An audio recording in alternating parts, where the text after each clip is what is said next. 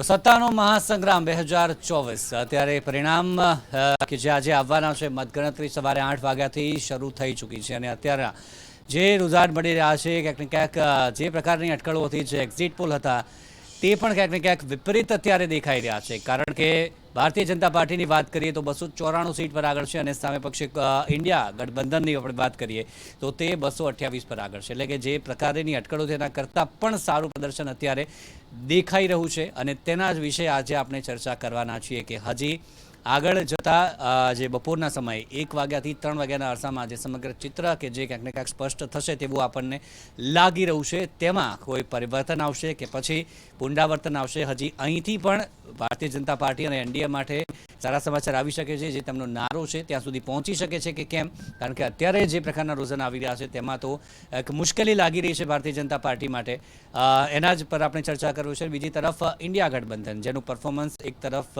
સારું દેખાઈ રહ્યું છે અત્યાર સુધી જે પરિણામ અત્યાર સુધીના આવ્યા છે તેમાં બીજી તરફ વાત કરીએ તો સવારથી પરિણામો જે આવી રહ્યા છે અને તેમાં શેરબજાર પર એક વિપરીત અસર પડી રહી છે સવારે જ આપણે માર્કેટ ખુલતાની સાથે જ સૌથી પહેલાં સેન્સેક્સમાં 2000 પોઈન્ટનો ઘટાડો જોવા મળ્યો અને હવે અત્યારે આપણે વાત કરીએ તો 4000 કરતાં પણ વધારે પોઈન્ટનો ઘટાડો જોવા મળી રહ્યો છે એટલે માર્કેટ પર પણ આની અસર અત્યારે જોવા મળી રહી છે પરિણામો જ્યારે આવી જશે ત્યારે કેવા પ્રકારની સ્થિતિ સર્જાશે તે તો પરિણામ આવશે ત્યારે જ ખબર પડશે પરંતુ અત્યારે આપણે ચર્ચાને અહીંયા આગળ વધારીએ મારી સાથે મહેમાન જોડાઈ ગયા છે તેમની સાથે આપણે ચર્ચાને આગળ વધારીશું મારી સાથે મહેમાન ઉપસ્થિત છે સૌથી પહેલા ચર્ચાની શરૂઆત આપણે કરીશું નિલેશ ધોળકિયા આપણી સાથે છે રાજકીય વિશ્લેષક છે નિલેશભાઈ સ્વાગત છે આપનું અને જે પ્રકારે પરિણામોની વાત કરીએ પરંતુ શેર બજારમાં જે અત્યારે પરિવર્તન જોવા મળી રહ્યું છે જે સવારથી કડાકો જોવા મળી રહ્યો છે એક બાદ એક સૌથી પહેલા 2000નો અત્યારે 4000 કરતાં પણ વધારે 4200 પોઈન્ટનો કડાકો જોવા મળી રહ્યો છે આ કઈ રીતની અસર આપ જોઈ રહ્યા છો શેર પાશેર થઈ ગયા આ તો રોલર કોસ્ટર જેવી ગેમ થઈ ગઈ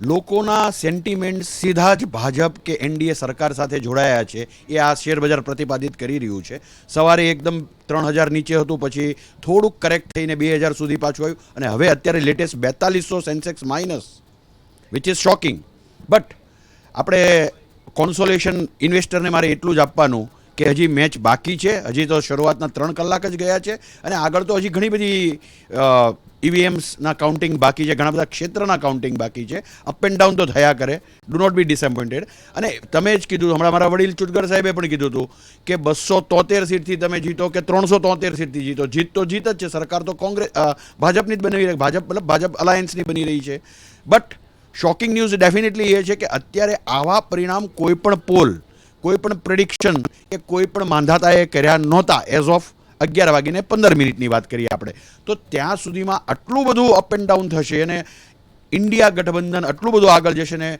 ભાજપ એન્ડ કંપની આટલી બધી પાછળ જશે no one is thought of even જેણે પોતે પણ પોતાનું નામાંકન ભર્યું છે પોતે પણ જેટલા કોન્ફિડન્ટ હતા જીત માટે એમને પણ હાર્ટ એટેક આવ્યો હશે એવું આપણે માની લઈએ બટ સૌ સારાવાના થશે જેણે પણ આશા મૂકી નથી એમનો જરૂર જયઘોષ થશે but it is too early to say anything about કારણ કે આપણે તો જાણીએ છીએ છેલ્લો મત કાઉન્ટ ન થાય ત્યાં સુધી કોઈ પણ જાતનું આગોતરી ઘોષણા કરવી ખેદજનક રહેશે પણ ડેફિનેટલી આત્મબંધનનો વિષય બીજેપી એન્ડ કંપની મતદાતાઓ અને જે તે ક્ષેત્રના માંધાતાઓ જે કદાચ ઓવર કોન્ફિડન્સમાં રહી ગયા હતા આઈ રિપીટ ઓવર કોન્ફિડન્સ ઘણી વખત તમે કોઈને પણ નીચે આકલન કરો છો ને એ તમારા માટે ઘાતક પુરવાર થયું છે એટલે જ અંગ્રેજીમાં કહેવાયું છે નેવર અંડર એસ્ટિમેટ એની વન કમસે કમ હું તો મારા પર્સનલ લાઈફમાં પ્રોફેશનલ લાઈફમાં કોઈ પણ માણસને અંડર એસ્ટિમેટ નથી કરતો અને ફરીવાર હું બોલી રહ્યો છું કદાચ ઘણાને નહીં ગમે હું ખોટો પણ પડું તો મને વાંધો નથી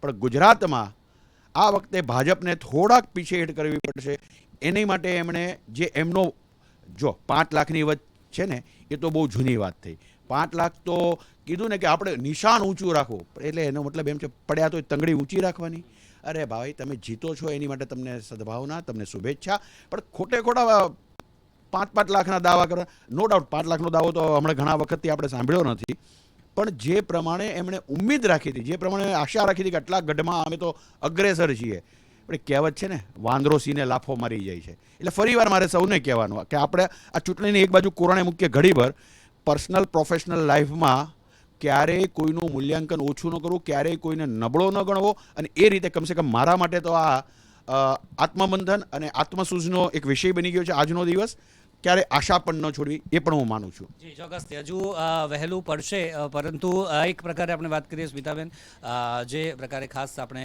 વાત કરીએ કે અત્યાર સુધી જે ગુજરાત વિધાનસભાની ચૂંટણી હોય તો અત્યાર સુધી કંઈક ને કંઈક ઉજવણીઓ ચાલુ થઈ ગઈ હોય છે 11:30 11:30 વાગ્યાની આસપાસ કે જીતશે ભારતીય જનતા પાર્ટી તેવી આશા, પરંતુ હજી સુધી જે પ્રકારના પરિણામ આવી રહ્યા છે નથી લાગતું કે ઇન્ડિયા કે પછી એનડીએ બેમાંથી કોઈને પણ સ્પષ્ટ બહુમતી અત્યાર સુધી ગમે તે બાજુ હજી પણ જઈ શકે છે. ચોક્કસ આશાવાદ હોવું એ ખૂબ જ સારી બાબત છે, પરંતુ જે આપણે અત્યારે જે પરિણામના સમીકરણો જે જોઈએ છે એના આધારે એવું લાગી રહ્યું છે કે અત્યારે હાલ અપ એન્ડ ડાઉન જે પરિસ્થિતિ સર્જાઈ રહી છે એને કારણે અત્યારે હાલ ઘોષિત કરવું ઘણું બધું મુશ્કેલ છે કે અત્યારે ભાજપ જીતી રહ્યું છે કે કોંગ્રેસ આગળ છે કે કોણ આગળ છે. બીજી વસ્તુ એ રહી કે મતદારોએ જે અત્યારે પરિસ્થિતિ ધ્યાનમાં રાખીને જે પોતાના કેન્ડિડેટને વોટિંગ કરવાનું જે વિચાર્યું છે એ પ્રમાણે આપણે જોઈએ તો અત્યારના જે પ્રશ્નો છે એ પ્રશ્નોને ખૂબ જ મહત્ત્વ આપ્યું છે. આપણે જોઈએ કે ભાજપને અત્યારે હાલ જે રીતના વર્ષોથી એ પોતાની જાતે વાત કરતા હતા, અને બીજું કે એમણે એક રેશિયો આપ્યો હતો કે 400 પાર, એ 400 પાર એ આશાવાદ હતા ચોક્કસ, પરંતુ પરિણામ સ્વરૂપ આપણે અત્યારે હાલ જોઈ રહ્યા છે કે કોંગ્રેસ પણ ક્યાંક લીડ કરી રહી છે પોતાની, અને બંનેની સરસાઈમાં ધ્યાનમાં રાખતા સ્થાનિક પ્રશ્નો પણ ઘણા બધા મહત્ત્વના આમાં દેખાઈ રહ્યા છે કે લોકોએ ધ્યાનમાં લીધા છે. નહીં ફક્ત વિકાસની વાત કે નહીં કે કેળવણીની વાત, લોકોએ પણ પોતાના સ્થાનિક મુદ્દાઓ ધ્યાનમાં રાખી અને લોકોને પ્રેરિત કર્યા છે કે કોને આપણે ચૂંટવા આગળ. અને બીજું પરિવર્તન પણ જરૂરી છે. પરિવર્તન એટલા માટે ખાસ જરૂરી છે કે કોઈ પણ એક જ જે વ્યક્તિ હોય, રાજા શાસક હોય, એનામાં અભિમાન પણ આવી જતું હોય છે અને પોતે જે પણ કરવું એ કરી શકતા હોય છે. તો એને પણ એક ડર તો હોવો જ જોઈએ કે હું આ કરીશ તો પ્રજાને નહીં ગમે, લોકોને નહીં ગમે તો એ શું કરશે. બીજી વસ્તુ એ આપણે ખાસ કરીને જોઈએ ને તો કે પ્રજા અને જનતા એ બંનેનો ભેદ આપણે ખાસ જોવાની જરૂર છે. આપણે નાગરિકો છીએ અને આપણે નાગરિક ધર્મ એ છે કે આપણે એવા વ્યક્તિને ચૂનવા પડે, એ લોકોને એવા વ્યક્તિને આપણે ચૂંટવા જોઈએ કે જે આપણા સ્થાનિક પ્રશ્નો અને આપણા દેશના હિત માટે જ કાર્ય કરતા હોય. જી જે પ્રકારે પરિણામ અત્યારે આવી રહ્યા છે અને તેને જ લઈને ચર્ચા કે જે વધુ ને વધુ અત્યારે થઈ રહ્યું છે કે કોણ હવે આગળ બાજી મારશે. યોગેશભાઈ, જે પ્રકારે મેં વાત કરી ગુજરાતનું ઇલેક્શન હતું ત્યારે અત્યાર સુધી તો ઉજવણીઓ ચાલુ થઈ ગઈ હતી, પરંતુ હવે જે પ્રકારના પરિણામ છે એનડીએ 299 પણ આગળ છે અને ઇન્ડિયા ગઠબંધન 224, શું લાગી રહ્યું છે આગળ? આપને શું લાગી રહ્યું છે અત્યારે? હું થોડો આશાવાદી છું કે આ અત્યારે જે આંકડાઓ દેખાય છે એમાં ચોક્કસ ઘણા મોટા ફેરફાર આવશે, કારણ કે હજુ તો થોડા જ ઈવીએમ ખુલ્યા છે, હજુ બાકીના ઈવીએમ ખુલવાના બાકી છે. એટલે થોડો આશાવાદ મને એમ છે. અને ક્રિકેટની ભાષામાં કહું તો છેલ્લી ઓવરમાં 2 બોલ બાકી હોય અને 6 રન કરવાના હોય ત્યારે કઈ ટીમ જીતશે એ ખબર ના પડે એવી પરિસ્થિતિ અત્યારે છે. પરંતુ ગઠબંધને 228 સીટો અત્યારે જે બતાવી રહ્યા છે એ ખરેખર ચોંકાવનારી વાત છે. અમારી ગણતરી તો 140થી 150 વચ્ચેની હતી, એને બદલે આટલું બધું આગળ ગઠબંધન વધે એ બહુ આશ્ચર્યજનક છે. પરંતુ પ્રજામાં મોદી વેવ જે ચાલી રહ્યું હતું એ ક્યાંક ને ક્યાંક હવે ધીમે ધીમે ઓછું થઈ રહ્યું હોય એવું અત્યારે જે પરિણામો જે જોઈ રહ્યા છે એના ઉપરથી લાગે છે. નહીં તો 295 અટકી જાય એનડીએ એ શક્ય નહોતું. 303 સીટો તો ગયા વખતે લાવ્યા હતા જ, એટલે એનાથી વધારે આવે એ તો ચોક્કસ હતું, પણ એ અત્યારે દેખાઈ નથી રહ્યું. પણ હજુ આપણે રાહ જોઈએ કે સાંજ સુધીમાં શું પરિણામ આવે છે. અને જ્યાં ગુજરાતને લાગે વળગે છે ત્યાં સુધી ગુજરાતમાં 26 સીટો આવે એવી ગણતરી જે કરતા હતા, એમાં ક્ષત્રિય આંદોલન નડશે, આ નડશે, આ નડશે વગેરે વગેરે કરતાં પણ અત્યારે 26ની આજુબાજુ તો છે, 25 અને 1 દેખાય છે. કારણ કે એક સીટ તો ઓલરેડી જીતી જ ગયા હતા, પણ બાકીની સીટો ઉપર ક્ષત્રિય આંદોલનથી માંડીને ઘણા બધા વિવાદો આવ્યા. કોંગ્રેસમાંથી આવ્યા તે ઉમેદવારોને તમે ટિકિટ આપીને ભાજપના મૂળ કાર્યકરોને બાજુમાં મૂકે, આ બધો અસંતોષ હતો. પણ અત્યારે જે દેખાઈ રહ્યું છે એ પ્રમાણે 25 સીટો તો કોંગ્રેસની ભાજપની ચોક્કસ છે. 1 સીટ માટે હજુ શંકા છે અને એ પણ હજુ ગણતરી આગળ ચાલે ત્યારે સ્પષ્ટ થશે. એટલે આ રીતે જોતાં મને લાગે છે કે 272નો મેજિક ફિગર છે એ તો ચોક્કસ એનડીએની તરફ છે. એટલે મોદી સાહેબની સરકાર ફરી આવશે એ વાત સાચી, પણ જે મજબૂતાઈ જે જોઈતી હતી 303ને બદલે 400નો ફિગર આપ્યો તો 400નો એમને ખબર હતી કે અશક્ય છે, પણ એની નજીક ક્યાંક પહોંચશે એવું પણ અત્યારે દેખાતું નથી. એટલે એ આશ્ચર્યજનક પરિણામ છે. અને અગાઉ અમે કહેલું એ પ્રમાણે exit poll is not exact poll. અને એ સાચું પડે છે, પણ ક્યાંક ને ક્યાંક આ વખતે વધારે ખોટા પડે એવું અત્યારે કંઈક દેખાઈ રહ્યું છે. ચોક્કસ એટલે કે 2009, 2014, 2019 આ ત્રણેય જે એક્ઝિટ પોલ આવ્યા હતા ત્રણેય આ જે ચૂંટણીઓમાં તેમાં ફેરફાર જોવા મળ્યો હતો. પછી 50 થી 60 સીટો હોય કે કેટલી સીટો હોય ઓછો જોવા મળ્યો હતો, પરંતુ આ વખતે કંઈક અલગ જ જે એક્ઝિટ પોલ કરતાં પણ વિપરીત અત્યાર સુધી પરિણામ દેખાઈ રહ્યું છે હાલ સુધી તો. પરંતુ હજી પણ સાંજ સુધી ખબર પડશે કે કેવી રીતના પરિણામ રહેવાના છે. હાલ તો ભારતીય જનતા પાર્ટીથી આપણી સાથે ઉપસ્થિત સંકેતભાઈ સેવક. સંકેતભાઈ, સ્વાગત છે આપનું. અને જે 400નો નારો હતો હજી પણ આ પરિણામ જોઈને અત્યાર સુધી લાગી રહ્યું છે હવે કે હજી પણ જશે કે પછી 272 પણ અઘરા પડી જશે એવું લાગી રહ્યું છે અત્યારે? ચૂંટણીના ટાઈમે દરેક પાર્ટી પોતાનું એક ધ્યેય નક્કી કરતું હોય છે. ભારતીય જનતા પાર્ટીનું આ વખતે ધ્યેય હતું 400 પાર પહોંચાડવાનું. ક્યાંક ને ક્યાંક કોઈ ખામી રહી હોય અને છેલ્લા 10 વર્ષમાં સ્વાભાવિક વસ્તુ છે કે એન્ટી ઇન્કમ્બન્સી બી ક્રિએટ થઈ હોય, એક નારાજ વર્ગ બી હોય. પણ છેલ્લા 10 વર્ષના શાસનમાં ભારતીય જનતા પાર્ટી એનડીએના શાસનમાં મોદી સાહેબના નેતૃત્વમાં જે પણ નિર્ણયો લેવાયા છે તે દેશહિત માટે લેવાયા છે. જે એક સમયમાં ભારતીય જનતા પાર્ટીની જ્યારે 2 સીટ હતી ત્યારે પણ આ જ ધ્યેય હતો, રાષ્ટ્રવાદ અને વિકાસવાદની રાજનીતિનો. અને આજે જ્યારે 303 2019માં સીટ આવી અને જ્યારે એનડીએની 359 હતી ત્યારે પણ આ જ ધ્યેય સાથે આગળ કામ કર્યું છે. હજુ વિશ્વાસ છે કે મતગણતરી પૂર્ણ થતાં સુધી આ આંકડામાં હજુ ફેરફાર જોવા મળશે. લોકસભાની જે ગણતરી ચાલે છે એમાં ઉમેદવારના જ્યાં સુધી પોતાના વિધાનસભા કે પોતાના મત વિસ્તાર સુધીના બૂથ ના ખુલે ત્યાં સુધી કોઈ આંકડા કન્ફર્મ કહી શકાતા નથી. હજુ પણ આ રૂઝાન જ છે. હજુ કન્ફર્મ હાર જીતના આંકડા હજુ બહાર આવ્યા નથી અને નિશ્ચિત રૂપથી એનડીએનો આંકડો 350ની આસપાસ હજુ મતગણતરી પૂર્ણ થતાં સુધી પહોંચશે એવો વિશ્વાસ છે. અત્યાર સુધીના આંકડા જે આવી રહ્યા છે એવું લાગી રહ્યું છે કે ભારતીય જનતા પાર્ટીના કાર્યકરો હોય કે તમામ જે અગાઉ જે કોન્ફિડન્સથી કહેતા હતા તે કોન્ફિડન્સમાં અત્યારે જે બદલાવ આવી રહ્યો છે, કોન્ફિડન્સ અત્યારે ઓછો થઈ રહ્યો છે આ જે આંકડા આવી રહ્યા છે તે જોઈને? કોન્ફિડન્સ જ્યારે ભારતીય જનતા પાર્ટી પાસે સત્તા નથી ત્યારે પણ આ જ કોન્ફિડન્સ હતો. સત્તા આવ્યા પછી પણ આ કોન્ફિડન્સ છે અને ભારતીય જનતા પાર્ટીના દરેક કાર્યકર્તાઓ હર હંમેશ પ્રજાના હિત માટે અને દેશ હિત માટે કાર્ય કરતા રહે છે 365 દિવસ. એટલે કોન્ફિડન્સમાં ક્યારેય પણ વધઘટ થાય એમ નથી. જો કોઈ પણ પરિણામ આવે, આજે અમારી સરકાર બનતી તો દેખાઈ જ રહી છે. આ આંકડા તમે જોઈ રહ્યો છો તો એનડીએની સરકાર તો નિશ્ચિત રૂપથી દેખાઈ જ રહી છે કે બની રહી છે.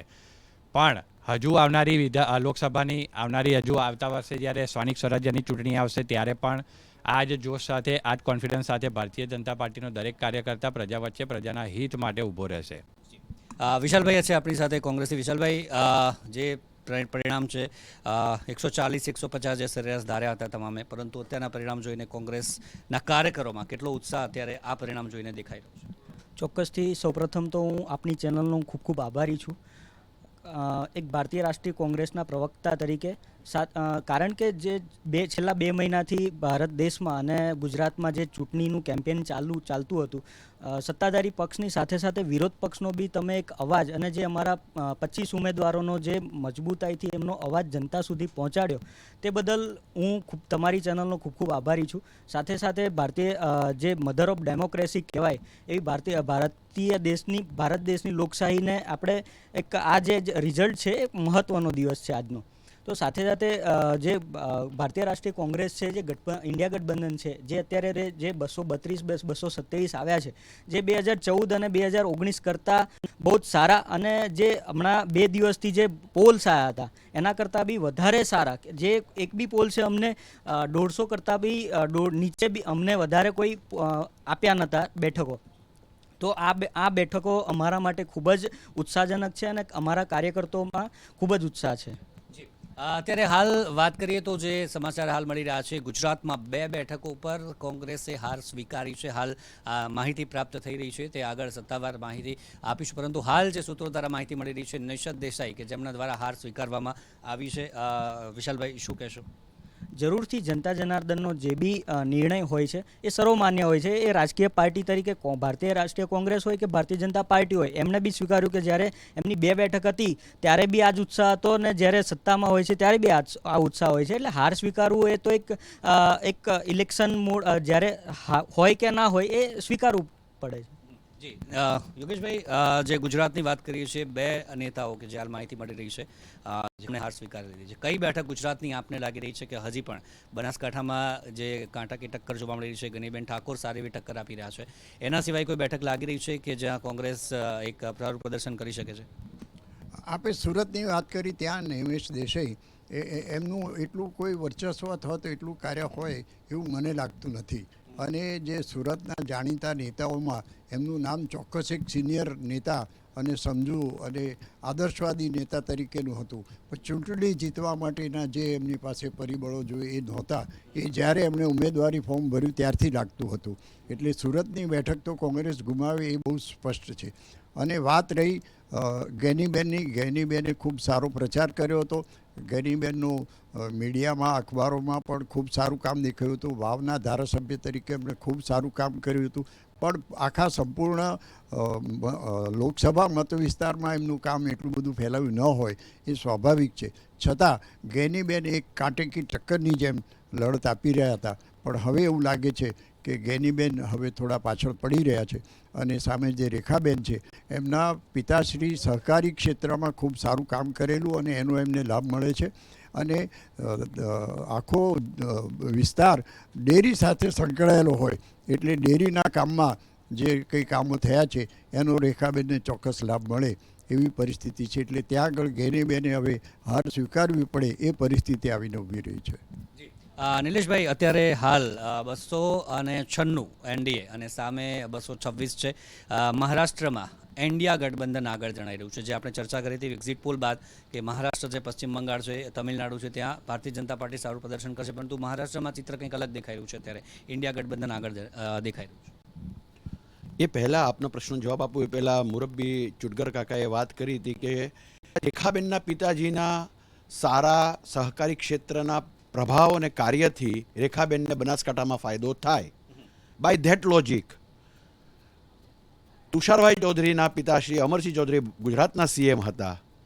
હું પર્સનલી એવું માનું છું કે બનાસકાંઠા સાથે સાથે સાબરકાંઠામાં પણ કંઈ નવા જૂની થાય તો મને નવીનતા નહીં લાગે. એટલા માટે અગર logic point of view Rekhaben ચૌધરીના પિતાશ્રીનો ફાયદો એને મળી શકતો હોય તો તુષારભાઈ ચૌધરીના પિતાશ્રીને કેમ ફાયદો ન મળે? કારણ કે એ તો એક જમાનામાં સીએમ રહી ચૂક્યા છે. અને તુષારભાઈ ચૌધરી બહુ શાંતિથી કામ કરનારા માણસ છે એવું મારું પર્સનલ આકલન છે. અને at the end of the day કંઈ નવીનતા દેખાશે એવું માનું ચોક્કસ કહું છું. હવે જ્યારે તમે મહારાષ્ટ્રની વાત કરી તો ઘણી વખત શું થતું હોય છે કે ભાઈ મને પગમાં ગેંગ્રીન થયું છે અને મારા શરીરમાં ગેંગ્રીન ન પ્રસરે એની માટે કદાચ ના છૂટકે તકલીફની વાત છે, મારો પગ કાપવો પડે, પણ શરીર તો બચી જાય ને. તો આવી જ રીતે ભલે અત્યારે ભાજપ સાથેની યુતિથી છેડો ફાટીને કોંગ્રેસ કે ગઠબંધન સાથે જોડાયેલા શિવસેના એને અત્યારે તમે દેખી તો ફાયદો અત્યારે એઝ ઓફ નાઉ મહારાષ્ટ્રમાંથી રહ્યો. પણ ઘણી વખત એવું થતું હોય છે કે બધું જ ગુમાવવા કરતાં થોડુંક અપંગતા કેળવીને પણ બાકીના શરીરને સાચવી લો તો તમારો ડોટ કે જે ચંદ્રમાં ડાઘ જેવો દેખાતો હોય છે ને એ ન દેખાય. અને એ માટે હું ભાજપને વ્યક્તિગત એટલા માટે એપ્રિશિએટ કરીશ કે જ્યાં હિન્દુત્વવાદી વાત હતી એમાં પણ જે બાળાસાહેબ ઠાકરેની વિચારધારા જે ભાજપ આરએસએસ કરતાં પણ સ્ટ્રોંગ હતી એને જો તમે આખી રિવર્સ સિચ્યુએશનમાં આજની તારીખે શિવસેના લઈ જતી હોય તો એની જોડે કામ ન કરે એ ભાજપનો શિરસ્તો છે. પણ આપે કીધું કે અત્યારે કોંગ્રેસ કે એના ગઠબંધનને મહારાષ્ટ્રમાં ફાયદો થઈ રહ્યો છે. બટ જેમ જેમ આગળ ગણતરી વધશે, આપણે સવારમાં જોયું ને કોંગ્રેસમાં ગુજરાતમાં 4 સીટમાં આગળ બતાવ્યું હતું, અત્યારે 25 સીટમાં ભાજપ આગળ બતાવી છે. અને હજી પણ 1 કલાક પછી કંઈક રિવર્સ સિચ્યુએશન આવી શકે. આપણા બધા પ્રેડિક્શન આજની તારીખે આ મિનિટે અલગ વર્તાય છે. But at the end of the day જ્યારે એનાલિસિસ પૂરેપૂરું રિઝલ્ટનું આવે ત્યારે ફરી મળીશું, ત્યારે આની ઉપર ચર્ચા કરીશું. જી ચોક્કસથી એ જ પરિણામ આવશે ત્યારે જ ફરી વખત ચર્ચા આપણે કરવાની છે. સ્મિતાજી, ખાસ મહિલાઓની વાત કરીએ. ગુજરાતમાં જે મુદ્દો ઉઠ્યો હતો મહિલાઓની અસ્મિતાને લઈને, જે ઇલેક્શનની પહેલાં, એની કોઈ અસર અત્યારે ક્યાંક ને ક્યાંક દેખાતી નથી. જે વાત કરવામાં આવી હતી કે 7 થી 8 બેઠકો પર અસર પહોંચાડશે જે મહિલાઓને મુદ્દો હતો તેને લઈને, આપને શું લાગે છે હજી પણ ગુજરાતમાં કંઈ બાકી છે કે પછી ફરી એક વખત 26 ભારતીય જનતા પાર્ટી? ચોક્કસ અત્યારે પ્રથમ દ્રષ્ટિએ તો એવું જ દેખાઈ રહ્યું છે કે અત્યારે હાલ બીજેપી આગળ છે. 25 સીટો ઉપર તો એક તો એ સીટ એમણે હાંસલ કરી જ લીધી હતી પહેલેથી જ, અને બીજી 25 સીટો ઉપર પણ એ આગળ દેખાઈ જ રહ્યું છે. અને ખાસ મુદ્દો આપણે જોઈએ કે રૂપાલાજીએ જે પોતાનું સ્ટેટમેન્ટ આપ્યું હતું મહિલાઓને લગતું, એમાં ક્ષત્રિય મહિલાઓ જે પોતાનો વિરોધ દર્શાવ્યો હતો, જે આક્રોશ એ સમયે દર્શાવ્યો હતો, એ અત્યારે હાલ પરિણામ સ્વરૂપ દેખાતું ક્યાંય નથી. આપણે એમ કહી શકીએ કે એ સમય પૂરતો જ કદાચ આક્રોશ હશે. જ્યારે પણ ઇલેક્શન આવ્યું છે ત્યારે એમને જોયું કે એમની સાથે કોની સાથે રહેવું છે એ પણ એમણે જોયું હશે. તો એટલા માટે થઈને અત્યારે હાલ આપણે પરિણામ આપણે જોઈ રહ્યા છીએ કે અત્યારે હાલ બીજેપી આગળ છે. પરંતુ મહિલાઓના પ્રશ્નો બાબતે મારે એ કહેવું છે કે કોઈ પણ પક્ષ હોય, કોંગ્રેસ હોય કે ભાજપ હોય, જ્યારે મહિલાઓ માટેના આવા શબ્દો બોલાતા હોય ત્યારે મહિલા જો પોતાનો આક્રોશ રજૂ કરતી હોય છે તો એ રજૂ કરવાના કારણભૂત સ્વરૂપ કદાચ રૂપાલાજીએ એ વખતે માફી પણ માંગી લીધી હતી, અને પછી એમણે કીધું કે આ સીટ અમને નહીં તો હવે એમની જગ્યાએ બીજા કોઈને પણ આપો છો. બીજેપી બહુ જ મક્કમ હતી, એમણે એ સીટ માટે ક્યારે પોતાની રીતે કોઈ નિર્ણય ન લીધો, એમણે રૂપાલાજીને જ સ્થાન આપ્યું. એનું કારણ કે રૂપાલાજી પણ પોતે એટલા મક્કમ હશે, એમનો જે સેલ્ફ કોન્ફિડન્સ હતો જે એ ખૂબ જ પાવરફુલ હશે, એટલે માટે થઈને જેમણે કોઈ નિર્ણય ના લઈ શક્યા, કેમ કે એમને ખ્યાલ જ હતો બીજેપીને કે આ સીટ તમારી બીજેપીની કન્ફર્મ જ છે. મહિલાઓના પ્રશ્નો બાબતે જ્યારે બીજેપી અને કોંગ્રેસ બંને વચ્ચે જ્યારે ઘમાસાણ થતું હોય છે, આપણે જોઈએ કે મણિપુરનો જે પ્રશ્ન હતો એ સમય દરમિયાન રાહુલ ગાંધીએ જે યાત્રા કરી હતી અને પછી જે મુદ્દાઓ બધા ઉપસ્થિત થયા છે, બીજા ઘણા બધા રાજ્યોમાં થયેલા છે, એમાં આ મુદ્દો પણ આપણે ક્ષત્રિયોનો જે હતો જ્ઞાતિ સમીકરણને પણ લગતો હતો અને મહિલાઓના પ્રશ્નો બાબતે પણ હતો, મહિલાઓના અપમાન બાબતનો પણ હતો, છતાં પણ એની અસર થઈ નથી. તો આપણે ચોક્કસ કહી શકીએ છીએ કે સમીકરણ ગમે ત્યારે બદલાઈ શકે છે. જી, સમીકરણ બદલાઈ શકે છે. વિશાલભાઈ, ઘણી બધી બાબતો છે, ઘણા બધા સવાલો જનતા વચ્ચે લઈને ગઈ છે કોંગ્રેસ ઇન્ડિયા ગઠબંધન. એમાં પણ ઇન્ડિયા ગઠબંધનમાં પણ ઘણા બધા સવાલો ઉદ્ભવ્યા કે રહેશે કે નહીં, એક સાથે તમામ લોકો રહેશે કે નહીં. આ તમામની વચ્ચે સાથે લડ્યું અને અત્યારે પરિણામ આપની સામે છે. આગળ હવે વાત કરીએ તો જો આ જ પરિણામ રહેશે, જો ઇન્ડિયા ગઠબંધન જીતે છે તો એના પછી શું? કારણ કે જે અરવિંદ કેજરીવાલની વાત કરીએ કે આમ આદમી પાર્ટી અને કોંગ્રેસ વચ્ચે કોઈ એવો નાતો નથી, માત્ર ભારતીય જનતા પાર્ટીને હરાવ્યું છે એટલે અમે સાથે આવ્યા છીએ. તો આ નિવેદન પરથી જનતા ઇન્ડિયા ગઠબંધન પર ભરોસો કેમ કરે? સૌ પ્રથમ તો હું કહેવા માંગીશ કે જે પ્રમાણે 2024નું ઇલેક્શન જે બંધારણ અને લોકશાહીના જે બચાવવા માટેનું જે એક પ્લેટફોર્મ પર તમામ ઇન્ડિયા ગઠબંધનના જેટલા બી રાજકીય પક્ષો છે એ માટે પ્લેટફોર્મ ઉપર ભેગા થયા હતા. અને રહી વાત આ ઇલેક્શનના રિઝલ્ટ પછી જો ઇન્ડિયા ગઠબંધનની સરકાર બને છે તો જનતાના પ્રશ્નો છે જે બી રાજ્યમાં હોય, મણિપુર હોય કે મહારાષ્ટ્ર હોય કે ગુજરાત હોય કે જેટલા બી અમારા ભારતીય રાષ્ટ્રીય કોંગ્રેસના જે મેનિફેસ્ટોમાં 5 ન્યાય આપવામાં આવ્યા હતા, મહિલાઓનું ન્યાય હોય, યુવા ન્યાય હોય, ખેડૂત ન્યાય હોય, શ્રમિક ન્યાય હોય અને ભાગીદારી હિસ્સેદારી ન્યાય હોય, એના ઉપર કામગીરી કરવામાં આવશે. અને આ કામગીરી માટે અમારા નેતાઓ અને અમારું જે શીર્ષ નેતું છે કટિબદ્ધ છે અને તમામ કાર્યકર્તાઓમાં ખુશી છે કે આ 5 ન્યાયને ઉપર જેટલા બી દેશમાં જે તમે જુઓ કે મોંઘવારી હોય કે બેરોજગારી હોય એ અત્યારે ચરમસીમા પર છે, એટલે જનતાએ આ મુદ્દાઓને ધ્યાનમાં રાખીને વોટિંગ કર્યું છે અને તમે એના રૂઝાન જોઈ શકો છો. ગુજરાતમાં કઈ સીટો લાગી રહી છે આપને કે હજી પણ અમને આશા છે? કારણ કે અત્યારે તમામ સીટ પર કોંગ્રેસ નથી. હજી લાગી રહ્યું છે કે આવતા ગુજરાતમાં આટલી સીટો પર હજુ કોંગ્રેસ પોતાનો દબદબો જાળવશે? જેમ વડીલ શ્રી રાજકીય વિશ્લેષકે કીધું હમણાં થોડી વાર પહેલાં કે હજુ સમય જતાં ચિત્ર થોડું સ્પષ્ટ થશે, તો મને એવું લાગે છે કે આણંદ છે, જે પાટણ છે અને જે વલસાડ અને આ બાજુ તમે જુઓ કે બનાસકાંઠા છે, એના ઉપર ક્યાંક ને ક્યાંક હજુ અમને આશા છે કે અમે એના ઉપર સારું પ્રદર્શન કરીશું. ભારતીય જનતા પાર્ટીને જે વાત છે ઓવર કોન્ફિડન્સ, એક વાત સતત જે દર વખતે આ ચર્ચાતો હોય છે કે ઓવર કોન્ફિડન્સ કે જે નડતો હોય છે, તમામ લોકોને નડતો હોય છે, અને એ જ વાત અત્યારે ભારતીય જનતા પાર્ટીને નડી છે એવું લાગી રહ્યું છે. કોઈ પ્રકારનો ઓવર કોન્ફિડન્સ હતો નહીં, પહેલાં પણ નથી, અત્યારે પણ નથી ને ભવિષ્યમાં પણ ભારતીય જનતા પાર્ટીને રહેશે નહીં. જે ચૂંટણીના પરિણામ આવ્યા, ઇન્ડી ગઠબંધનની જે વાત કરી, આ ચૂંટણી પરિણામ બાદ આવતીકાલે કે આજે સાંજે ધારો કે ઇન્ડી ગઠબંધનની મિટિંગ બોલાવાશે, અમારા શબ્દો લખીને રાખજો કે ભવિષ્યમાં ઇન્ડી ગઠબંધનના 70% નેતાઓ આ ગઠબંધનથી છૂટા થશે. કારણ કે આ લોકોનો જો ભૂતકાળ જુઓ તમે તો અરવિંદ કેજરીવાલ જેણે કોંગ્રેસને ગાળો બોલી, કોંગ્રેસને ભ્રષ્ટ કીધો અને સત્તામાં આવ્યા. આ જ અખિલેશ યાદવ જેણે કોંગ્રેસને ભ્રષ્ટ કીધું મમતા બેનર્જી જેણે કોંગ્રેસને ભ્રષ્ટ કીધા, લાલુ પ્રસાદ યાદવ જેણે કોંગ્રેસ એ તો ભારતીય જનતા પાર્ટી પણ એ નેતાઓને લે જ છે પોતાની પાર્ટીમાં, કે જેમણે હાર્દિક પટેલની વાત કરીએ, તમામ જે નેતાઓની વાત કરીએ, અર્જુન મોઢવાડા સહિત ભારતીય જનતા પાર્ટી લઈ લે છે. આજે જ્યારે એ લોકો હાર જોઈ ગયા હતા ત્યારે એક થઈને ભારતીય જનતા પાર્ટી અને એનડીએ સામે જીતવા માટે ભેગા થયા છે, અને છતાં પણ આજનું પરિણામ જોતા તે લોકોની મહેનત ટોટલી નિષ્ફળ ગઈ છે, અને તે લોકોના સ્વભાવ, તે લોકોની વિચારધારા જોતા આ ઇન્ડી ગઠબંધન લાંબુ ટકવાનું છે નહીં. આ ચૂંટણી પરિણામના 1 મહિનાની અંદર ઘણા નેતાઓ તમને જોવા મળશે, 70% નેતાઓ આમાંથી છૂટા થઈ જશે, અને ફરી 5 વર્ષ સુધી એ લોકો પોતાની મોજ મસ્તીમાં રહેવાના છે અને પ્રજાનાથી દૂર થવાની તૈયારીમાં છે. હજુ અડધો કલાકનો સમય તમે જુઓ, આ આંકડો એનડીએનો જે 350 ક્રોસ કરી જશે તો એમાં નવાઈ નહીં. અને જે આપે વાત કરી કે બીજી પાર્ટીએ જે પણ બોલ્યું છે છતાં પણ લઈ લે છે, ભારતીય જનતા પાર્ટીને એ વાત નડી રહી છે, કારણ કે ઘણા બધા નેતાઓને લઈ લીધા છે. કોંગ્રેસના નેતા હોય કે જેણે ભાજપને ઘણી બધી વાતો કરી છે ભૂતકાળમાં અન્ય પાર્ટીમાં રહીને, એમને ભારતીય જનતા પાર્ટીમાં સમાવી લીધા. તેને લઈને જે એન્ટી ઇન્કમ્બન્સી ઊભી થઈ, જે કાર્યકર્તાઓમાં વિરોધ ઊભો થયો, અને જનતામાં પણ એ જ મેસેજ ગયો કે ભારતીય જનતા પાર્ટીમાં કંઈ સારું નથી, એટલા માટે આ પરિણામ દેખાઈ રહ્યું છે. ભારતીય જનતા પાર્ટીએ ક્યારેય કોઈ પાર્ટી જેની સાથે પોતાની વિચારધારા મેચ થતી નથી તેની સાથે ક્યારેય બી ગઠબંધન કર્યું નહીં, સ્વીકાર્યું નથી. જો એવું હોત તો મહારાષ્ટ્રના પરિણામ જે અત્યારે તમે જોઈ રહ્યા છો એની વિપરીત હોત. એનસીપીના પરિણામ, એનસીપી સાથે જે અજીત પવારની જે વિચારધારા હતી તેની સાથે ભારતીય જનતા પાર્ટીની વિચારધારા મેચ હતી, તે સાથે ગઠબંધન થયું છે. શિવસેના સાથે છેડો ફાડવાનું એક જ કારણ હતું, વિચારધારા. જે વિચારધારા બાલાસાહેબ ઠાકરેની રહી હતી એ વિચારધારા હવે, એ જે ઉદ્ધવ ઠાકરેની શિવસેના છે એ વિચારધારા હવે રહી નથી.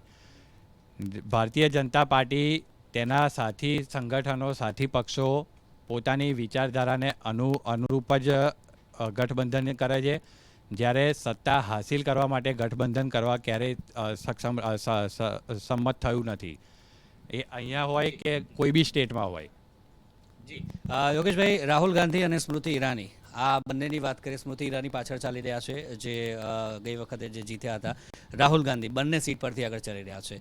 વાયનાડથી 1,57,000ની જંગી લીડથી રાહુલ ગાંધી આગળ વધી રહ્યા છે. કયા કારણો આ માટે જવાબદાર રહ્યા છે? કારણ કે બંને સીટ પરથી, રાયબરેલીથી જે શંકા હતી કે કદાચ ત્યાંથી જીતે ન જીતે, પરંતુ બંને સીટ પર આગળ છે.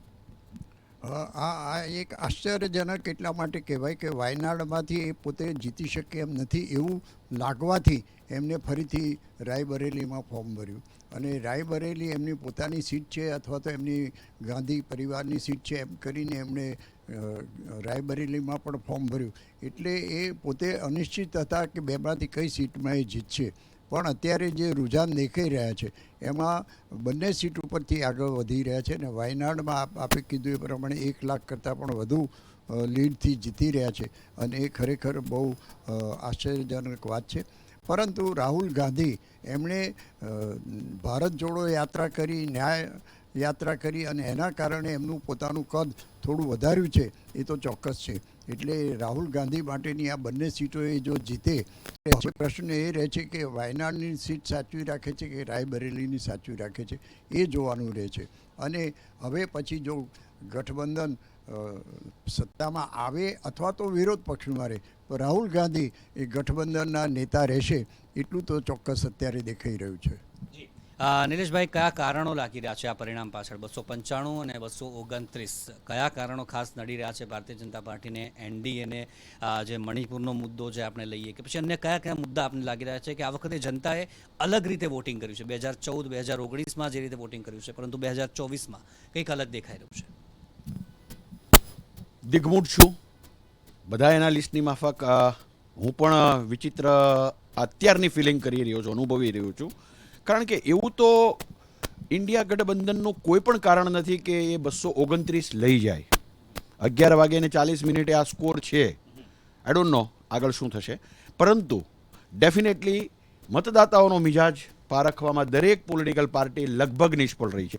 ઇવન ફોર ધેટ મેટર હું તો કહું, ઇન્ડિયા ગઠબંધનને પણ ખબર નહોતી કે એમને પણ એક્સપેક્ટેશન નહોતું કે અમારું આટલી સીટ આવશે.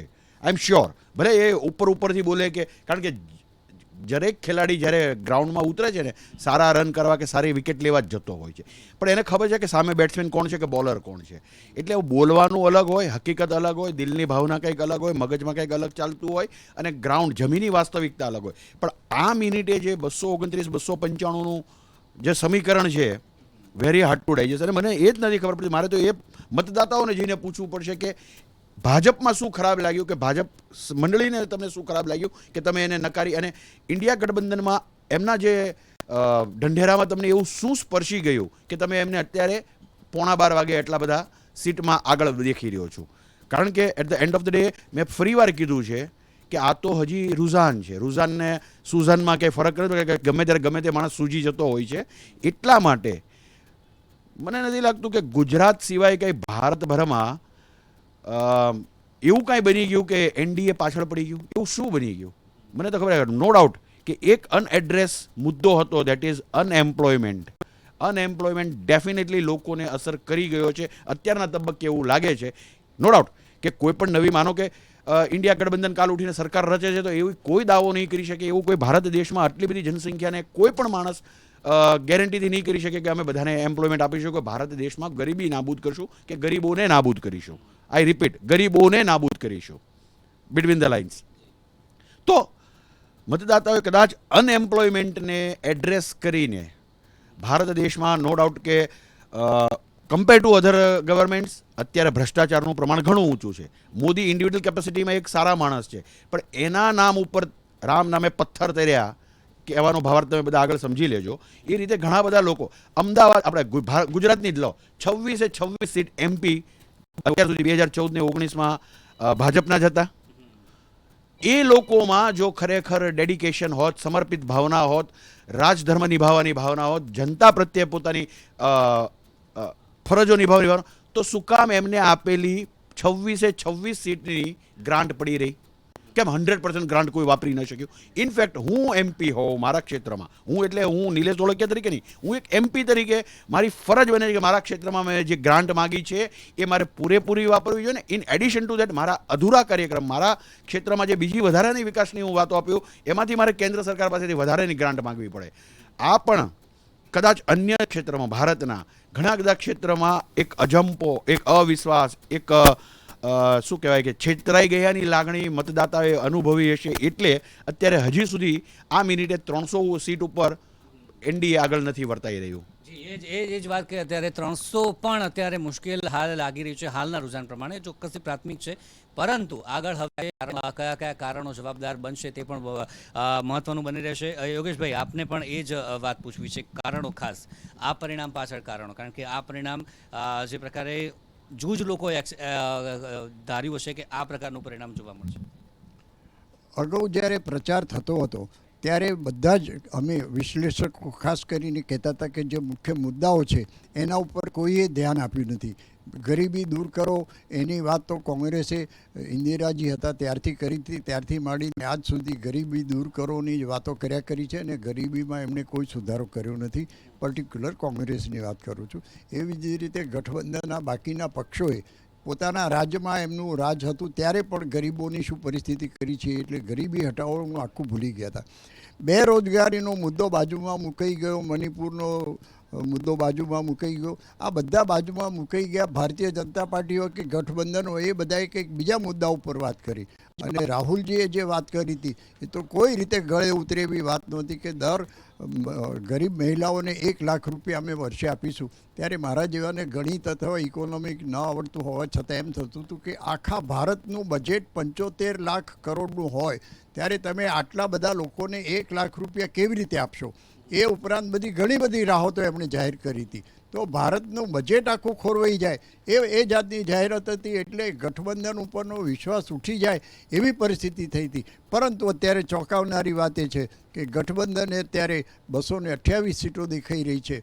એ ખરેખર નવાઈ જેવી વાત છે. એટલે પ્રજા કાં તો પેલા 1 લાખના કારણે આકર્ષાઈ ગઈ કે શું થયું એ ખબર નથી પડતી. મને ગણિત નથી આવડતું એવું કદાચ પ્રજાને તો ગણિત આવડતું હશે કે ચાલો જે થશે, જે રાજ આવે અમને તો 1 લાખ રૂપિયા મળશે, એમ કરીને આવી લાલચોમાં ફસાઈને લોકોએ મત આપ્યા હોય એવું મને લાગે છે. બાકી લોજિકલી વિચારતા ગઠબંધનને આપી શકાય એવું હતું જ નહીં, કારણ કે ગઠબંધનમાં જે 22 પક્ષો ભેગા થયા છે અને ગઠબંધનના જનક અથવા તો જેનું બ્રેન વેવ કહેવાય એવા નીતિશ કુમાર પોતે ગઠબંધનમાંથી હટી ગયા હતા, મમતા બેનર્જી હટી ગયા હતા, અને બાકીના જે પક્ષો ભેગા થયા છે એમના કોઈના સારા ભૂતકાળ હતા નહીં. તેમ છતાં આ ગઠબંધન અત્યારે 228 સીટો બતાડી રહ્યું છે એ ખરેખર આશ્ચર્યજનક છે. અને ખરેખર જ્યારે ફાઇનલ પરિણામો આવશે અને જો આ જ રીતે ચાલવાનું હોય તો મને લાગે છે કે લોકશાહી માટેની ખતરાની ઘંટી વાગી રહી છે એવું મને લાગે છે.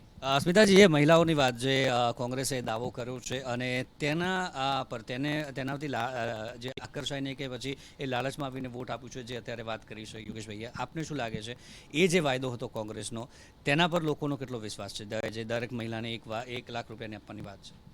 ચોક્કસ અગાઉ ભાજપે પણ કદાચ 15 લાખ રૂપિયા આપવાની વાત કરી હતી અને એમાંથી એ નિષ્ફળ ગયા છે કે પોતાનું વચન પાળી નથી શક્યા. એ જ પ્રમાણે અત્યારે હાલ જોઈએ કે કોંગ્રેસે જે વાત કરી છે કે દરેક મહિલાઓને 1 લાખ રૂપિયા વર્ષે આપવામાં આવશે, અને બીજી યોજનાઓ જે એમણે કહી કે મહિલાના ઉત્થાન માટે કે મહિલાઓના આરોગ્ય માટે થઈને કે મહિલાઓના કામ માટે થઈને જે કાર્ય કરવાના છે, જે એમણે જાહેરાતો કરી છે, એ જાહેરાતોને કદાચ એવું બની શકે કે જે મહિલાઓ પોતે પોતાનું કામ કરવા માંગે છે, સક્ષમ હોવા છતાં પણ રોજગારી નથી મળી રહી, તો કદાચ અહીંયા એ લોકોને એક શક્યતા લાગી હશે કે કદાચ આ સરકાર આવે, ગઠબંધન સરકાર આવશે તો અમને મળી શકશે. એ આશાવાદી છે. અને બીજું કે લાલચ જે છે ને એ વસ્તુ એવી છે કે આપણે 15 લાખની લાલચમાં એ વખતે આપણે ભાજપને બહુમતીથી જીતાડેલા છે, બધી જ રીતે એમને આગળ રાખેલા છે, છતાં પણ જો એમાંથી એ પાછા પડી શકતા હોય અને અત્યારના જે સમીકરણો છે કે અત્યારે આપણી જે દેશની આર્થિક પરિસ્થિતિ છે એને પણ ધ્યાનમાં રાખીને કેવી રીતના આ 1 લાખ રૂપિયા મહિલાઓને આપવા અને મહિલાઓને રોજગારી આપવી કે મહિલાઓને આર્થિક સહાય આપવી કે વ્યક્તિગત સહાય આપવી, એ બાબત માટે પણ અત્યારે હાલ જે કોઈ પણ આયોજન કદાચ ગઠબંધન સરકારે કર્યું હશે તો એક ભરોસો મૂક્યો છે મહિલાઓએ કે અમારા ઉત્થાન માટે કાર્ય કરશે તો ચોક્કસ એક એ સફળ થાય એવું આપણે કહી શકીએ.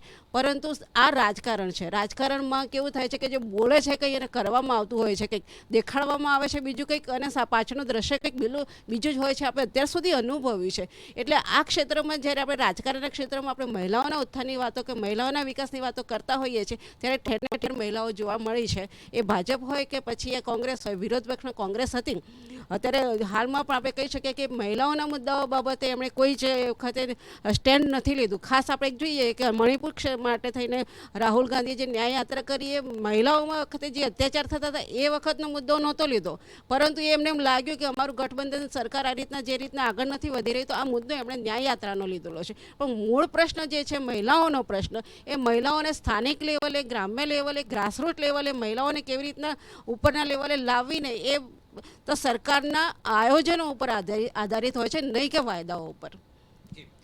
વિશાલભાઈ, જે ઘણી બધી બાબતની ચર્ચા કરી છે, અત્યારે મહિલાઓનો જે મુદ્દો છે તેની જે લઈને વાયદાઓ જે પણ કરવામાં આવ્યા, રોડમેપ કોઈ નક્કી છે કે 1 લાખ રૂપિયા આપવાના છે તો કેવી રીતે, જે પ્રકારે યોગેશભાઈએ જણાવ્યું કે બજેટ જેટલું છે ઓવરઓલ ભારતનું અને તેમાંથી તમે આટલા દર મહિને જે આ તમામ જે મહિલાઓને આપશો, કઈ રીતનો રોડમેપ છે, કઈ રીતે આ જે સમગ્ર જે આ વાયદા જે કરવામાં આવ્યા છે કઈ રીતે તમે જુઓ કે 2014માં અને 2019માં ભારતીય જનતા પાર્ટીના ધોકાપત્રમાં 15 લાખની વાત હોય, જેમ બેને કીધું એમ ખેડૂતોની આવક ડબલ કરવાની વાત હોય, બેરોજગારી ઘટાડવાની વાત હોય, યુવાનોને 2-2 લાખ રૂપિયા નોકરી આપવાની વાત હોય, એ હજુ સુધી આપણે એક બી આજની મોમેન્ટ ઉપર આપણે પૂછ્યું નથી, કોઈ નેતાએ જવાબ નથી આપી શક્યા કે આ પણ કોંગ્રેસનો એવો જ કોઈ વાયદો હોઈ શકે છે. આ પણ કોંગ્રેસનો આવું છું એટલે આપણે તમે જુઓ કે ફ્યુચરિસ્ટિક વાત કરતા હોય તો ત્યારે આપણે બી જ્યારે 10 વર્ષનો રિપોર્ટ આ લોકોએ આપવો જોઈએ કે તમે 15 લાખ રૂપિયા ક્યાં છે, તમે 2 લાખ નોકરી ક્યાં છે, રોજગારી ક્યાં છે. એટલે જ્યારે ભારતીય રાષ્ટ્રીય કોંગ્રેસની હોય તો અમારા નેતા જે રાહુલ ગાંધીએ જે કન્યાકુમારીથી કાશ્મીર અને મણિપુરથી મુંબઈની ન્યાયયાત્રા ભારત જોડો યાત્રા કરી ત્યારે ખેડૂતો, શ્રમિકો, મહિલાઓ, યુવાનો જોડે અને પ્રોફેશનલો જોડે એમના પ્રાણ પ્રશ્નોને અને એમના પ્રશ્નોને સાંભળ્યા છે અને એમના પ્રશ્નો સોલ્વ કરવા માટેના એ લોકોની આખી કમિટી અને એ પ્રશ્નો કયા હતા અને શું છે એના ઉપર આખું એનાલિસિસ કરવામાં આવ્યું હતું અને એ ઉપરથી અમારો મેનિફેસ્ટો બન્યો છે અને ન્યાયપત્ર બન્યું છે. એટલે જ્યારે મહિલાઓને 1-1 લાખ રૂપિયાની વાત હોય ત્યારે શીર્ષ નેતૃત્વ એના ઉપરનું જે બી એનાલિસિસ છે એ રીતે અમારો મેનિફેસ્ટો, નહીં કે અમે ડાયરેક્ટ કહી દીધું હોય કે ભાઈ હર ગરીબ કે ખાતે મેં 15-15 લાખ રૂપિયા આ જાયંગે. ભારતીય જનતા પાર્ટીને જે કારણોની વાત કરીએ, આપણે મણિપુરનો મુદ્દો સતત ચર્ચામાં રહ્યો છે, તે એક કારણ નડ્યું છે. આશાભાઈ, જે અન્ય જે બાબતો છે, જે પ્રકારે આપણે અન્ય પક્ષોમાંથી લેવાની વાત છે, કયા કયા કારણો લાગી રહ્યા છે? જે ત્રુટિઓની વાત કરે છે ભારતીય જનતા પાર્ટી હંમેશા કે કોઈક ના કોઈક ત્રુટિ રહી હશે, પરંતુ આ પરિણામ બાદ એક વિચાર વિમર્શ ચોક્કસથી થશે કે આવું પરિણામ શા માટે? કારણ કે કોન્ફિડન્સ જે પ્રકારનો હતો, પરિણામ કંઈક વિપરીત છે. કયા કયા કારણો આપને લાગી રહ્યા છે પાર્ટી કાર્યકર્તા તરીકે? સૌ પ્રથમ તો સાથી મિત્રએ જેવી રીતના વાત કરી મહિલાઓની સુરક્ષાની, તો સંદેશ ખાલી વખતે કોંગ્રેસના કયા નેતા મહિલાના સંરક્ષણ માટે આગળ આવ્યા હતા? એક કોંગ્રેસના નેતાનું સ્ટેટમેન્ટ બતાવો જેણે સંદેશ ખાલી વિશે વાત કરી હોય. બીજી વસ્તુ સુરક્ષાની વાત હોય તો આપણે ગુજરાતમાં રહીએ છીએ, અમદાવાદમાં રહીએ છીએ. મહિલાઓની સુરક્ષા માટે ગુજરાતથી વધારે સેફ રાજ્ય મને નથી લાગતું કે આખા ભારતમાં બીજી કોઈ જગ્યા હોય. જે રીતે ભારતીય જનતા પાર્ટીના શાસનમાં અહીંયા ગુજરાતમાં જે રીતનું સુરક્ષા પ્રદાન કરવામાં આવ્યું છે એવું બીજા કોઈ જગ્યાએ હશે નહીં, મારું માનવું છે. બીજી વસ્તુ કે આ જે ચૂંટણીના પરિણામ આવ્યા છે, 10 વર્ષ જે 2014થી લઈને 2024 સુધીનું જે શાસન હતું, સ્વાભાવિક વસ્તુ છે કે થોડી ઘણી એન્ટી ઇન્કમ્બન્સી જોવા મળતી હોય. અને એવું નથી કે ભારતીય જનતા પાર્ટીના શાસનમાં નરેન્દ્ર મોદી સાહેબના નેતૃત્વમાં કોઈ કાર્ય થયા નથી. જે કાર્ય 2014 પહેલાંના 70 વર્ષના શાસનમાં થવા જોઈતા હતા એ આ 10 વર્ષના શાસનમાં થયા છે. લોકોને ઘરે ઘરે નળ પહોંચાડવાનું કામ કર્યું છે ભારતીય જનતા પાર્ટીના શાસનમાં. એ તમામ વાત છે. તો આ તમામ બાબત છે, આ તમામ બાબત જે કામ આપે, તો આસાનીથી જીત અત્યારે મળી જવી જોઈતી હતી. અત્યારે બનાસકાંઠામાં 7 રાઉન્ડ બાદ ગેનીબેન ફરીથી આગળ છે, એટલે બનાસકાંઠાની સીટ ગુમાવવી પડે તેવી સ્થિતિ આવી ગઈ છે. દરેક પોલિટિકલ પાર્ટીનો એક વર્ગ દર 5 વર્ષની ચૂંટણી બાદ થોડોક નારાજ હોય, એક ગમે તેટલા સારા કામ કરે કે ના કરે, એ સ્વાભાવિક વસ્તુ છે. અત્યાર સુધીના ચૂંટણી પરિણામો તમે જોઈ લો, એ વર્ગને મનાવવા માટે પણ સંપૂર્ણ પ્રયાસ થયા છે અને કદાચ આ ચૂંટણી પરિણામમાં એ વર્ગ ભારતીય જનતા પાર્ટીથી વિમુખ થયો હશે, નો ડાઉટ. પણ આગામી ચૂંટણીમાં, આગામી સમયમાં ભારતીય જનતા પાર્ટીનો દરેકે દરેક કાર્યકર્તા તમામ પ્રજા વચ્ચે રહીને પ્રજાના હિત માટે લડતો રહેશે, પ્રજાના હક માટે કાર્ય કરતો રહેશે, એ વિશ્વાસ છે. અને આ ચૂંટણી પરિણામ પણ એટલા ખરાબ અમારા છે નહીં. ભારતીય જનતા પાર્ટી એનડીએનું શાસન બનતું દેખાઈ રહ્યું છે. નથી, પણ શીખ લેવાની ચોક્કસથી જરૂર છે આમાંથી. 100% દરેકે દરેક ચૂંટણીમાં. હવે એક વસ્તુ છે કે કોઈ પણ ચૂંટણી પરિણામ એક પીક લેવલ પછી થોડુંક તમને નર્વસ, થોડુંક નબળું પરિણામ જોવા મળે જ, અને આ એ જ છે. પણ આ અમારા માટે હાર નથી, આ અમારા માટે જીત છે અને આ અમારા માટે શીખ છે. યોગેશભાઈ, હવે જે વાતોમાં અત્યારે કોન્ફિડન્સ ચોક્કસથી ડાઉન દેખાઈ રહ્યો છે, જે ભારતીય જનતા પાર્ટીના નેતા છે, જે અગાઉ જે લીડની વાત કરતા હતા, જે પરિણામની વાતો કરતા હતા, પરંતુ પરિણામ જોઈને એ કોન્ફિડન્સમાં હવે ક્યાંક ડાઉન આવી રહ્યું છે. 2019માં 303 સીટ લાવ્યા, તો આ વખતે 400 પારની વાત કરી હતી. 400 પારની વાત તો જવા દો, અત્યારે તો 300 પાર થાય એવું પણ કંઈ દેખાતું નથી. એટલે જે મૂળ 303 સીટો ત્યાં સુધી પહોંચવાનું પણ અત્યારે તો મુશ્કેલ લાગે છે. અને એ જ રીતે ગઠબંધન એ બહુ નબળું લાગતું હતું, બધા વચ્ચે કોઈ મેળ સુમેળ નથી, એનું અત્યારે 228 સીટો દેખાય છે. એટલે ચોક્કસ એ લોકો મેજિક ફિગર 272 સુધી તો નથી પહોંચી શક્યા.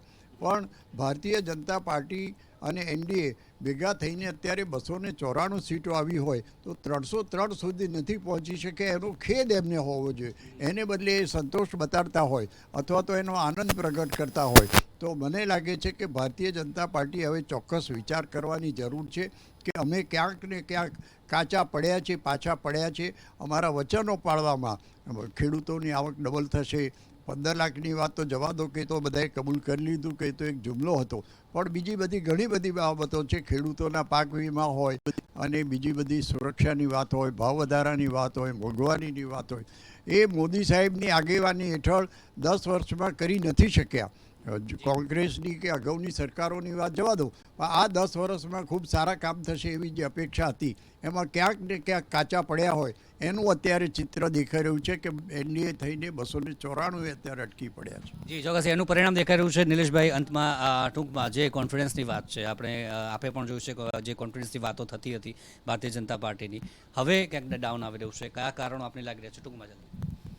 પ્રથમ તો આપે કદાચ નથી ડિક્લેર કર્યું, પણ મારા સોર્સ કહે છે કે ખેડામાં દેવસિંહ ચૌહાણ ભાજપના જીતી ગયા છે. મારા સોર્સે કહે છે કે ગાંધીનગરથી અમિત શાહ પણ અત્યારે જીતી જ ગયા છે, કારણ કે 4 લાખ હજી બાકી છે અને 5.5 લાખની લીડ ઓલરેડી એમની થઈ ગઈ છે. એટલે ગાંધીનગરથી પણ અમિત શાહ. પણ આ તો હું એનાઉન્સ રિઝલ્ટની વાત કરું છું. નો ડાઉટ કે હજી એ એનાઉન્સ નથી થયું ગાંધીનગરનું, પણ દેવસિંહ ચૌહાણ જીતી ગયા છે. ભાજપને એ માટે અભિનંદન. ફરીવાર કહેવાનું, જ્યાં સુધી ગુજરાતને લાગે વળગે છે ત્યાં સુધી 28 MP તમને આપ્યા છે ગુજરાતની જનતાએ, 156 સીટ ધારાસભ્ય તરીકે તમને આપ્યા છે.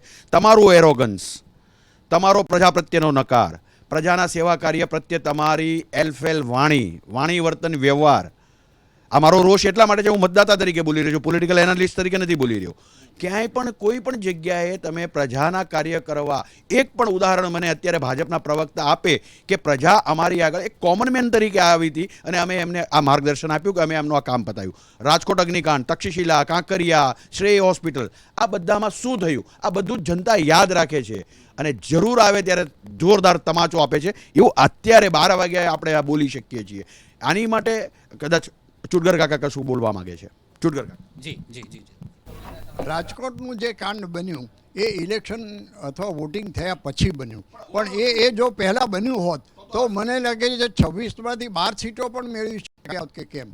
કારણ કે ભારતીય જનતા પાર્ટીનું ગુજરાતનું શાસન કયા પ્રકારનું છે છેલ્લા 5 વર્ષમાં તક્ષશિલા કાંડથી માંડીને રાજકોટ કાંડ સુધીમાં જુઓ તો પ્રજાની સુરક્ષા અથવા તો જે તંત્રની બેદરકારી, પૈસા ખાવાની વાત, ભ્રષ્ટાચારની વાત, એમાં કેટલા બધા આગળ વધ્યા છે એ આ રાજકોટનું કાંડ થયા પછી ખબર પડી. તો ભારતીય જનતા પાર્ટીને 26માંથી 12 સીટો પણ મળી હોત તો મને લાગે છે નવી લાગે. ચોક્કસ ઘણા બધા મુદ્દા છે. અત્યારે ચર્ચા એ જ આપણે કરી કે જે પરિણામ ક્યાંક ને ક્યાંક વિપરીત આવી રહ્યું છે. હવે આગળ આમાં કંઈ બાકી છે કે પછી આની આસપાસનું પરિણામ આવે છે? જો આવું પરિણામ આવ્યું તો જે ઇન્ડિયા ગઠબંધન થયું છે તેમના માટે તો એક સારા સમાચાર છે જ, કારણ કે અનએક્સપેક્ટેડ પરિણામ આવ્યું છે. પરંતુ ભારતીય જનતા પાર્ટી માટે એક ચિંતાનો વિષય ચોક્કસથી બની રહેશે, કારણ કે જે નારો હતો, જે વાત હતી, જે કામ જે દર્શાવી રહ્યા છે ભારતીય જનતા પાર્ટીના નેતાઓ, અને તે પ્રમાણેના વોટ અત્યારે નથી મળી રહ્યા, તે ચોક્કસથી અત્યારના રિઝલ્ટ પરથી ફલિત થઈ રહ્યું છે. સતત અપડેટ અમે આપને આપી રહ્યા છીએ. શું ઉતાર ચઢાવ આવે છે હજી તે પણ અમે આપને બતાવી રહીશું નિર્માણ ન્યૂઝ પર. ત્યાં સુધી રજા આપશો. અત્યારે રોકાય છે નાનકડા વિરામ માટે.